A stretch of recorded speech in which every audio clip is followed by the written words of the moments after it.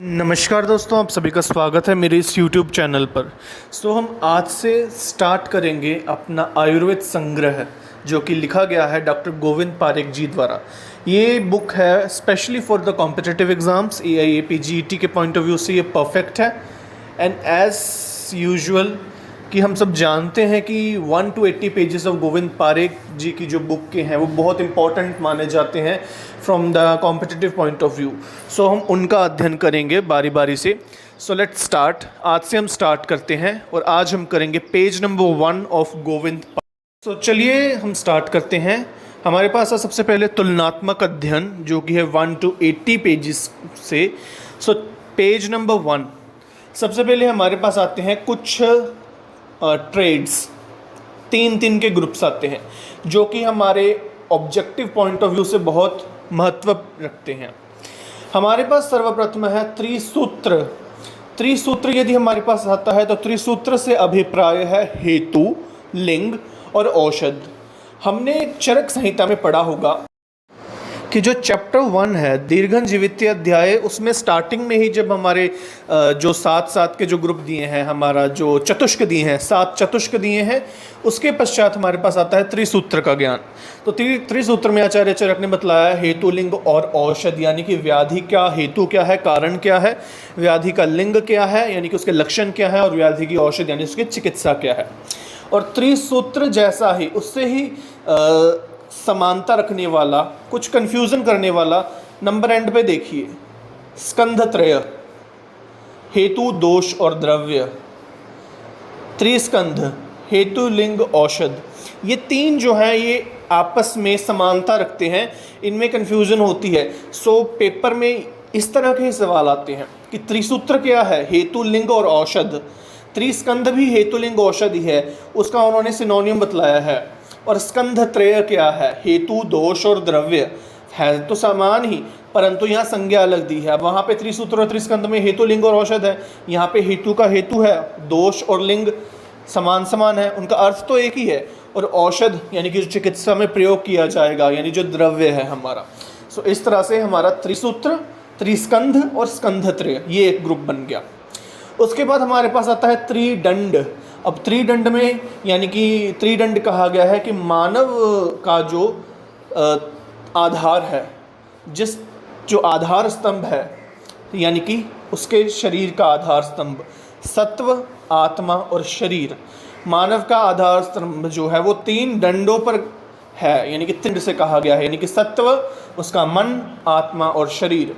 उसके बाद त्रिस्थून जो है, त्रिदोष भी कहा जाता है और उसे त्रिस्थून भी कहा जाता है, यानी वात, पित्त, कफ, और त्रिस्तंभ भी कहा जाता है वात, पित्त, कफ को। और त्रिस्तंभ के बाद हमारे पास त्रय उपस्तंभ, आहार, निद्रा और ब्रह्मचर्य है।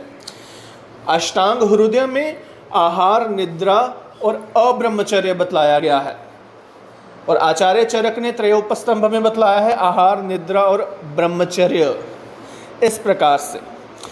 उसके पश्चात इस ट्रेट के बाद हमारे पास आते हैं धूमपान के संदर्भ में। Just before we start our धूमपान, इसमें एक ये जो ट्रेट्स है, इसमें एक इम्पॉर्टेंट पॉइंट है कि जो हमारा त्रिसूत्रों पर बतलाया गया है। चरक संहिता में एक संदर्भ भी आता है कि जब आयुर्वेद अवतरण हुआ, कि जब महर्षि भरद्वाज देवराज इंद्र से उनके लोक में आयुर्वेद का ज्ञान लेने गए, तो देवराज इंद्र ने महर्षि भरद्वाज को जो है त्रिसूत्र रूप में संपूर्ण आयुर्वेद का ज्ञान करवा दिया। ये कोटेशन भी, ये जो रेफरेंस है, ये भी बहुत इंपॉर्टेंट है।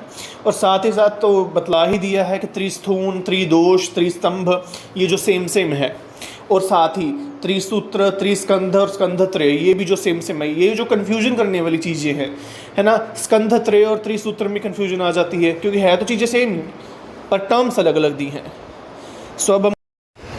चलिए अब हम धूमपान के भेद और धूम नेत्र जो है, जो धूम नेत्र का प्रमाण है, जिसमें मोस्ट ऑफ द क्वेश्चन बन जाते हैं, उसका अध्ययन करते हैं। अब देखिए, जो गोविंद पारेख वाली जो बुक है उसमें प्रिंटिंग में कुछ एरर था, तो वहाँ करेक्शन थी, तो उससे बेटर मैंने सोचा कि इस पेज पर ही हम करते हैं अध्ययन। अब देखिए, धूमपान के भेद के संदर्भ में हमारे पास क्वेश्चन आ जाता है कि किसने कितने प्रकार के धूमपान माने हैं। आचार्य चरक ने 3 प्रकार का माना है। आचार्य चरक ने जो 3 माने हैं वो कौन कौन से हैं? प्रायोगिक, स्नेहिक और विरेचनिक, इस प्रकार से ये तीन। प्रायोगिक जो नित्य प्रयोग हेतु है, स्नेहिक जो स्नेहन करेगा और विरेचनिक जो दोषों का रेचन करेगा। उसके पश्चात आचार्य सुश्रुत का यहाँ हम करेक्शन कर लेंगे, यहाँ 5 की बदले यहाँ पे 6 आएगी संज्ञा, जो काउंट है कितने हैं, तो वो 6 आएंगे धूमपान के भेद। और वो 6 किस प्रकार से है? प्रायोगिक, स्नेहिक, वैरेचनिक, ये 3 तो है ही हैं। एडिशनल ऐड हुए हैं हमारे पास कासग्न, कास का नाश करने वाला, वामक जो छर्दी है, जो उत्तक्लेश है उसका नाश करने वाला, और छठा है व्रण धूमपान, व्रण प्रक्षालनार्थ, व्रण शोधनार्थ जो प्रयोग होता है उसे हम व्रण धूमपान कहते हैं। उसके पश्चात हमारे पास आचार्य शारंगधर ने भी जो 6 माने हैं वो किस प्रकार से हैं? आचार्य शारंगधर ने जो प्रथम 3 है, प्रायोगिक, स्नेहिक, वैरेचनिक, उनकी अलग संज्ञाएं दी हैं। यानी कि प्रायोगिक को शमनार्थ बतलाया है, स्नेहिक को मृदु धूमपान बतलाया है और विरेचनिक को तीक्ष्ण बतलाया है। और उसके बाद जो शेष जो हैं कासग्न, वामक और व्रण धूमपान, वो तो उसी प्रकार से रहेंगे 6-6। अब देखिए एक बात और याद रखिएगा, संज्ञाएं जो हैं भिन्न भिन्न हो सकती हैं पर तात्पर्य एक ही रहेगा, उसका अर्थ एक ही निकलता रहेगा। और इन भिन्न भिन्न संज्ञाओं से ही सवाल उठते हैं, क्योंकि उन्होंने कन्फ्यूज़न के पॉइंट पर सवाल पूछना होता है कि जहाँ इंसान कन्फ्यूज़ हो उस प्रकार का सवाल पूछो। आसान तो कोई भी बतला देगा, बट कन्फ्यूज़न वाला है, उससे पता लगता है आपकी एबिलिटी का। और उसके पश्चात आचार्य वाग्भट में जो अष्टांग गुरुदेव ने 3 माने हैं, आचार्य चरक के समान 3 माने हैं, परंतु संज्ञा भिन्न है। मध्य, स्निग्ध और तीक्ष्ण, सिमिलरली टू द प्रायोगिक, स्नेहिक और वैरेचनिक, है ना, तात्पर्य सेम है पर संज्ञा अलग है। अष्टांग संग्रह ने भी 6 भेद माने हैं। आचार्य शारंगधर के भांति संज्ञाएं भी वही रहेंगी, तो 6 सेम हो जाएंगे अष्टांग संग्रह और आचार्य शारंगधर के। यहाँ के श और वहाँ के स से हम थोड़ा मिलाकर कर लेंगे कि दोनों ने 6 माने हैं। आचार्य चरक ने और अष्टांग गुरुदेव ने 3 माने हैं और आचार्य सुश्रुत ने भी 6 माने हैं उन्हीं के समान, तो उनको भी इस कैटेगरी में इंक्लूड कर लेंगे। अच्छा, आचार्य शारंगधर का श, आचार्य सुश्रुत का स और अष्टांग संग्रह का स, तो इस प्रकार से। और ऊपर एक करेक्शन कर लेंगे, जहाँ 5 है वहाँ 6 आएगा। देखिए अब हमारे पास आता है अगला टॉपिक, धूम नेत्र का प्रमाण, अंगुल प्रमाण। और ये मोस्ट इंपॉर्टेंट सवाल है, बहुत पूछा जाता है। हमने संज्ञा क्या कहते हैं, काउंट जान लिया, कितने भेद हैं, कौन कौन से भेद हैं। अब इजी हो जाएगा हमारे लिए जानना अंगुल प्रमाण। अब देखिए इसी सीक्वेंस में हम लिखेंगे भेद, क्योंकि इसी सीक्वेंस से हम बढ़ते बढ़ते मेमोराइज करेंगे अंगुल प्रमाण को धूम नेत्र के। आचार्य चरक ने प्रायोगिक जो है वो 36 बतलाया है, स्नेहिक 32 बतलाया है और वैरेचनिक 24 बतलाया है। इस प्रकार से आप एक ही याद रखिएगा, ठीक है। चीज़ कि प्रायोगिक सबसे ज़्यादा क्यों है और वैरेचनिक सबसे कम क्यों है, और हर जगह यही सीक्वेंस रहेगा, यही ऑर्डर रहेगा कि जो जनरल यूज़ के लिए धूम नेत्र हैं उसका अधिक प्रमाण रहेगा और जितना तीक्ष्ण है उस नेत्र का प्रमाण कम रहेगा। तो लॉजिक बिहाइंड दिस इज़ कि जो वैरेचनिक हैं या जो तीक्ष्ण धूमपान है उनका नेत्र इसीलिए कम है क्योंकि उसकी डोज कम है।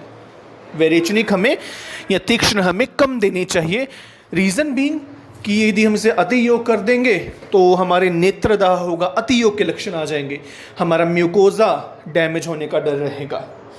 इसीलिए जो जितना तीक्ष्ण है उसका नेत्र उतना कम रहेगा। आचार्य चरक ने 36, 32 और 24 बतलाए हैं, तो सिमिलरली आचार्य सुश्रुत ने इससे भिन्न बतलाया है और डिफरेंस उससे एक रखा है कि जहाँ आचार्य चरक 36 प्रायोगिक का बतलाते हैं, आचार्य सुश्रुत उससे 12 बढ़ाकर 48 बतला देते हैं। स्नेहिक और वैरेचनिक तो सेम ही रहेगा, दोनों का डिफरेंस आएगा प्रायोगिक में।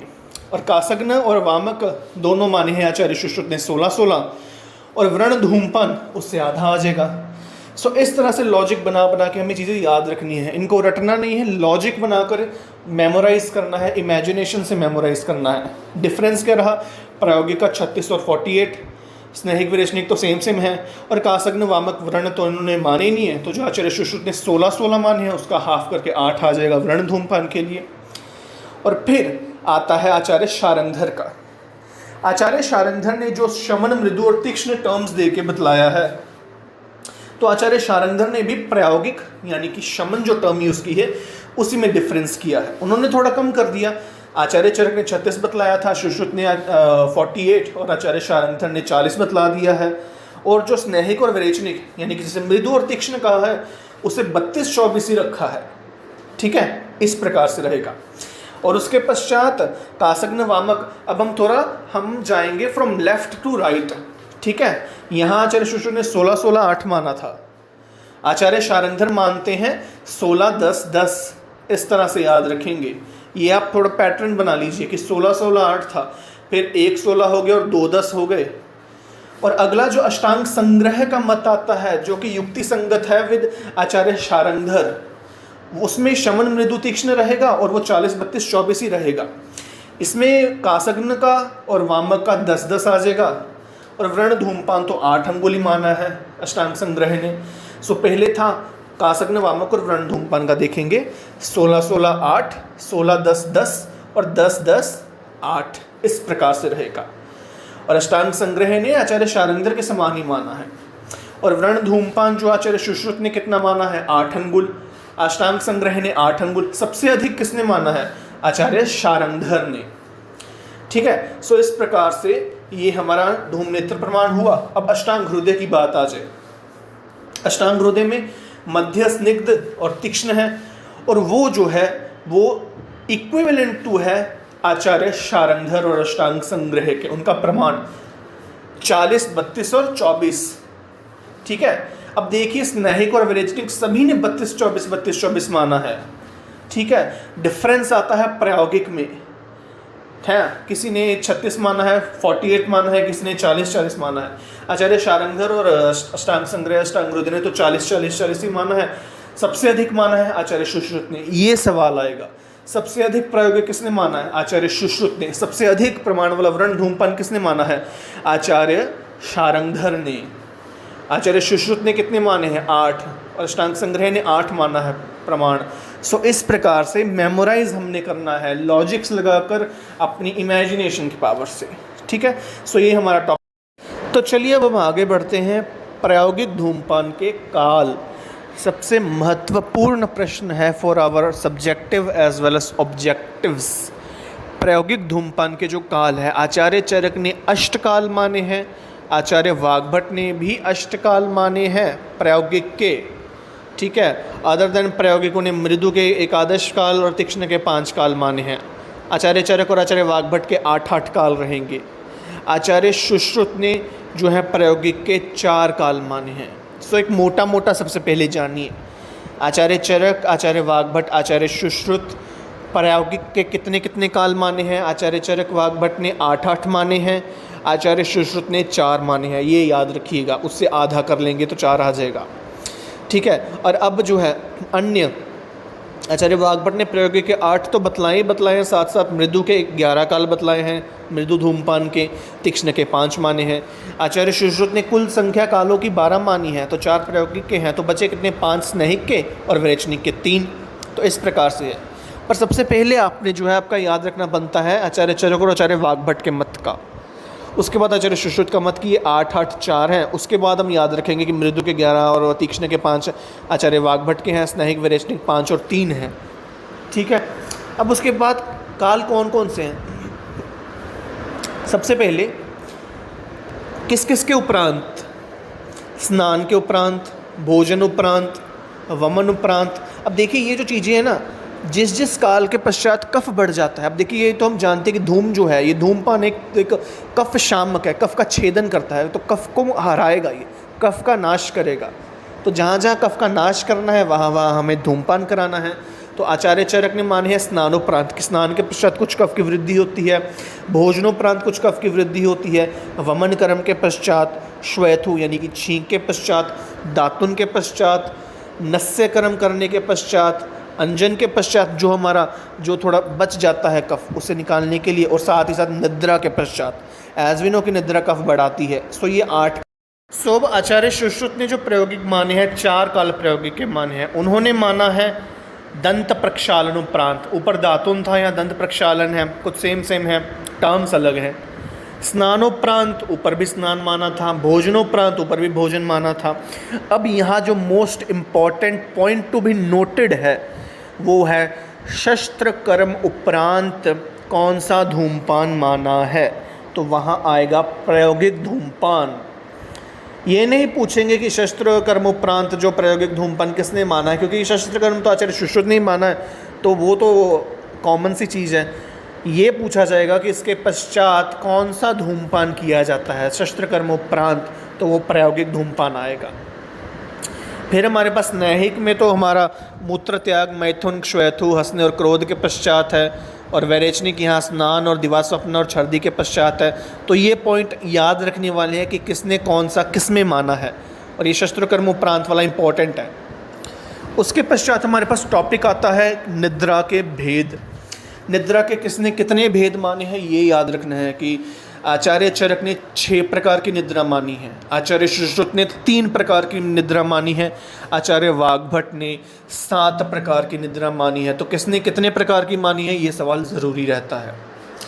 और आचार्य चरक ने जो 6 प्रकार की मानी है उसमें है तमोभवा, कि जो तम से उत्पन्न हो, श्लेष्म समुद्भुवा यानी कि जो कफ के उदीर्ण होने से, कफ के अधिक होने से जो निद्रा हो वो, मन शरीर श्रम संभवा, शारीरिक और मानसिक श्रम से जो निद्रा आए वो है मन शरीर श्रम संभवा, आगंतुकी किसी आगंतुक हेतु से यानी कि चोट वगैरह लगने से, कोई क्षत पहुंचने से जो हो वो आगंतुकी निद्रा है, व्याध्यानुवर्तनी किसी व्याधि हेतु जो निद्रा है यानी कि ज्वर वगैरह में जो निद्रा है, ज्वर आदि रोगों में, रात्रि स्वभाव प्रभवा कि जो रात्रि को स्वभाव से ही जो निद्रा हमें आती है वो है रात्रि स्वभाव प्रभवा। ये 6 हो गए। आचार्य सुश्रुत ने जो 3 माने हैं वो उन्होंने मानी है स्वाभाविक, वैकारिक व तामसी, ये 3 प्रकार की। आचार्य वाग्भट ने चरकोक्त मन शरीर संभवा, श्रम संभवा को अलग अलग करके 7 मानी है। ठीक है, आचार्य ने तो मानसिक और शारीरिक श्रम से जो उत्पन्न होने वाली निद्रा को एक ही कैटेगरी में रख दिया। आचार्य वाग्भट ने 7 कैसे किए कि उन्होंने मानसिक श्रम और शारीरिक श्रम से उत्पन्न होने वाले को अलग अलग निद्राएं बतलाया है। सो ये 3 प्रकार की निद्रा है। फिर हमारे पास आता है दधी के भेद। दधी के भेद आचार्य सुश्रुत ने 7 भेद माने हैं दधी के, आचार्य भावमिश्र ने 5 माने हैं और आचार्य चरक ने 3 भेद माने हैं। सो याद रखेंगे कि आचार्य चरक ने 3 प्रकार की दधी बतलाई है, आचार्य भावमिश्र ने 5 प्रकार की, और सबसे अधिक भेद जो है यानी कि 7 प्रकार की दधी का वर्णन आचार्य सुश्रुत ने किया है अपने सूत्र स्थान के जो अन्नपान वाला अध्याय है। उसके पश्चात हमारे पास अधारणीय वेग, वो वेग जिनका धारण हमने कतई नहीं करना है। त्रयोदश वेग हैं, ये तो सभी को पता है कि है ना कि न वेगान धारणीय अध्याय जो है हमारा, और जो अष्टांग में भी अध्याय वेगों का बतलाया है सूत्र स्थान में 13 अधारणीय वेग होते हैं, ये तो सभी को मालूम है। इसका प्रश्न आने के चांसेस कम है कि वेग कितने होते हैं अधारणीय, आ सकता है पर चांसेस कम है। सवाल क्या आता है, आचार्य चरकोक्त उद्गार के स्थान पर कास का वेग माना है आचार्य वाग्भट ने। तो आचार्य वाग्भट ने कौन सा वेग अधारणीय वेग अलग माना है, किसके स्थान पे माना है, उद्गार के स्थान पे माना है। आचार्य चरकोक्त कौन सा माना है, कास का वे अधारणीय वेग माना है ना। इस प्रकार से प्रश्न आएगा, या ऐसे आ जाएगा कि कास का अधारणीय वेग कौन से आचार्य ने माना है, या आचार्य वाग्भट ने कौन सा अलग माना है। ठीक है, इस प्रकार के प्रश्न आएंगे। सो इसी के साथ आपका डॉक्टर गोविंद पारेख जी की बुक आयुर्वेद संग्रह का जो प्रथम पेज है 1 to 80 पेजेस की सीरीज़ का जो पहला पेज है वो समाप्त होता है। आप सभी ध्यान से पढ़िएगा, आप साथ में जो इम्पोर्टेंट पॉइंट लगे वो नोट भी कीजिएगा। किसी तरह की कन्फ्यूजन हो यू कैन आस्क मी, आप कमेंट करके मुझसे प्रश्न कर सकते हैं। अगर अच्छा लगे तो like, comment, share and definitely subscribe to my YouTube channel, and also अपने व्यूज़ कमेंट में भी ज़रूर दीजिएगा। धन्यवाद।